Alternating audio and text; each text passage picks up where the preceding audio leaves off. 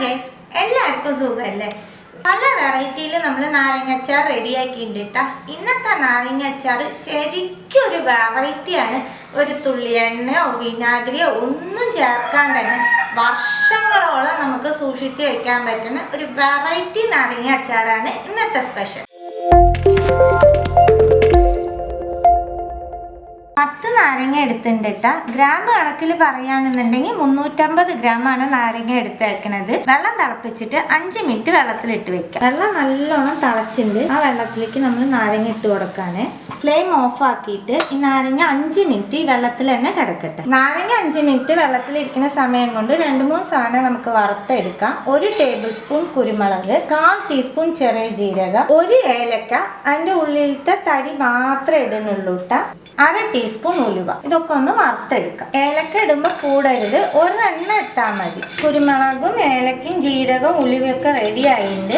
Flame off ആക്കിയിട്ട് ഈ mix തണുത്തതിന് ശേഷം തരിതരിയോടുകൂടി പൊടിച്ചെടുക്കാം. 5 മിനിറ്റ് നാരങ്ങ തിളച്ച വെള്ളത്തിലിട്ടു. ഇനി വെള്ളത്തിൽ നിന്ന് മാറ്റാം. ഒരു ടവലിലേക്കാണ് വെച്ച് കൊടുക്കണേ. 5 മിനിറ്റ് ഇട്ടാൽ മതിയിട്ട്. നാരങ്ങ ഒരുപാട് വെന്ത് പോകേണ്ട ആവശ്യമില്ല. നാരങ്ങ നല്ലോണം തുടച്ചെടുക്കാം. ഒട്ടും വെള്ളം ഉണ്ടാവരുത്. തുടച്ചെടുത്തതിന് ശേഷം നാരങ്ങ കട്ട് ചെയ്യാൻ പോവാണ്. കട്ട് ചെയ്യുമ്പോൾ ഈ 2 അറ്റം ഫസ്റ്റ് കളയണം. ഇനി 4 പീസാക്കാം. കട്ട് ചെയ്തെടുത്തതിന് ശേഷം ഇതിൽ കുരു കളയണട്ട. ഒരു കുരു പോലും അച്ചാറിൽ ഉണ്ടാവാൻ പാടില്ല.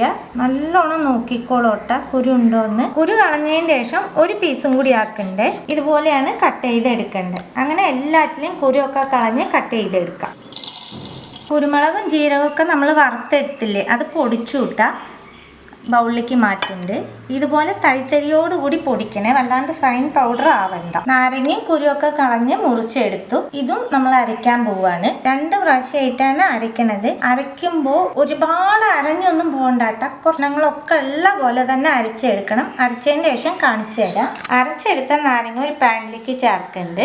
ഇത് കണ്ടില്ലേ, ഈ രീതിയിലാണ് നമ്മൾ അരച്ചെടുത്തേക്കണേ. കുറേശ്ശെ തരിതരിയോട് കൂടിയിട്ട് അരച്ചെടുക്കുമ്പോൾ എല്ലാവർക്കും ഒരു സംശയം വരും, അരയ്ക്കുമ്പോൾ കയ്പ്പ് വരും ഇല്ലേന്ന്. ഇനി നമ്മൾ ചെയ്യാൻ പോണ സ്റ്റെപ്പൊക്കെ ചെയ്യുമ്പോൾ നാരങ്ങലത്തെ കയ്പ്പ് അങ്ങനെ പോകൂട്ടാ. ബാക്കിയുള്ളത് അരച്ചെടുക്കാം. എല്ലാ നാരങ്ങ അരച്ചെടുത്തു. ഇനി ഫ്ലെയിം ഓൺ ആക്കിയിട്ട് നാരങ്ങ നമുക്ക് ഡ്രൈ ആക്കി എടുക്കണം. നല്ലോണം ഡ്രൈ ആവട്ടെ. 5 മിനിറ്റ് കുക്ക് ചെയ്യുമ്പോഴേക്കും തന്നെ നാരങ്ങ ഡ്രൈ ആയി കിട്ടും. നല്ലോണം ചൂടായതിന് ശേഷം ഫ്ലെയിം സിമ്മിൽ വെച്ചോളൂ. എന്നിട്ട് ഡ്രൈ ആക്കി എടുത്താൽ മതി. നാരങ്ങ നല്ലോണം ഡ്രൈ ആയിട്ടിട്ട ഈ പാകത്തിന് ആക്കി എടുക്കണം. ഇതിലേക്ക് 1/4 കപ്പ് പൊടിച്ച ശർക്കരയാണ് ചേർക്കണേ. 1 ടേബിൾ സ്പൂൺ ഉപ്പ് ചേർക്കാം. ശർക്കര നല്ലോണം മെൽറ്റായി കിട്ടട്ടെ. ശർക്കരയ്ക്ക് പകരം പഞ്ചസാര ഇഷ്ടമാണെങ്കിൽ അതും ചേർക്കാം. ശർക്കര ചേർക്കുമ്പോൾ ഒന്നും കൂടി ലൂസാവും. ശർക്കരയൊക്കെ അലിഞ്ഞ് കുറച്ച് ലൂസായി നാരങ്ങയുടെ മിക്സ്. നമുക്കിത് നല്ലോണം 5 മിനിറ്റ് കുക്ക് ചെയ്താൽ മതി. ഇട്ടയായി വരും ശർക്കരയൊക്കെ. ശർക്കര ചേർത്തിട്ട് 5 മിനിറ്റിന്റെ അടുത്ത് ഞാൻ കുക്ക് ചെയ്തിട്ടുണ്ട് കേട്ടോ. അപ്പൊ ഈ പാകാവും. ഇനി നമ്മൾ ഇതിലേക്ക് പൊടിച്ചു വെച്ചിട്ടില്ലേ കുരുമുളക്, ഉലുവ, ജീരകമൊക്കെ അത് ചേർക്കുന്നുണ്ട്.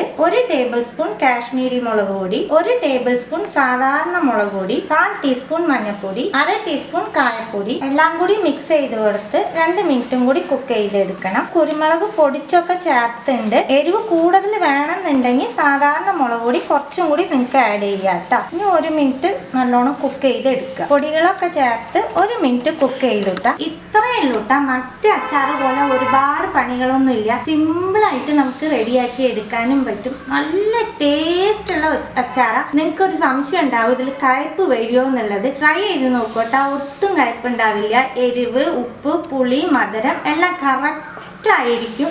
അത്രയ്ക്കൊരു വെറൈറ്റി അച്ചാറാണ്. അതുപോലെ ഈ അച്ചാർ ഫ്രിഡ്ജിൽ വെക്കേണ്ട ഒരു ആവശ്യമില്ല. എത്ര ദിവസം വേണമെങ്കിലും നിങ്ങൾക്ക് പുറത്ത് വെച്ചാലും വർഷങ്ങളോളം കേടുകൂടാണ്ട് സൂക്ഷിച്ച് വെക്കാനും പറ്റും. ഇപ്പൊ നമ്മൾ ഉണ്ടാക്കി കഴിഞ്ഞ് 4-5 ദിവസം കഴിഞ്ഞിട്ട് ഉപയോഗിച്ചാൽ മതി. അപ്പൊ ഒന്നും കൂടി കറക്റ്റ് സെറ്റായി കിട്ടും ഈ അച്ചാർ. എല്ലാവരും ട്രൈ ചെയ്ത് നോക്കണം. ട്രൈ ചെയ്ത് നിങ്ങളുടെ ഫീഡ്ബാക്ക് ഒക്കെ അറിയിക്കുക. പുതിയൊരു റെസിപ്പി ആയിട്ട് അടുത്ത വീഡിയോയിൽ കാണാം. See you. Bye.